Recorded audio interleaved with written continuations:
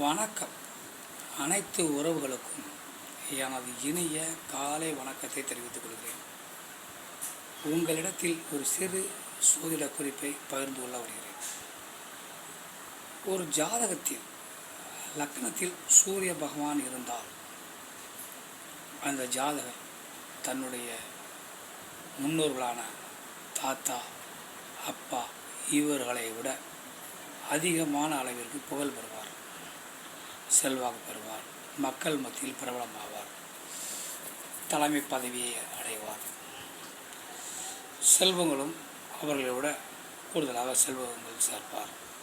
தனக்கென ஒரு பெயரை முத்திரை பதிப்பார். அதனால் லக்கணத்தில் சூரியன் இருப்பது சிறப்பு. அதே சமயம் லக்கணத்தை சூரியன் பார்ப்பதும் சிறப்பு.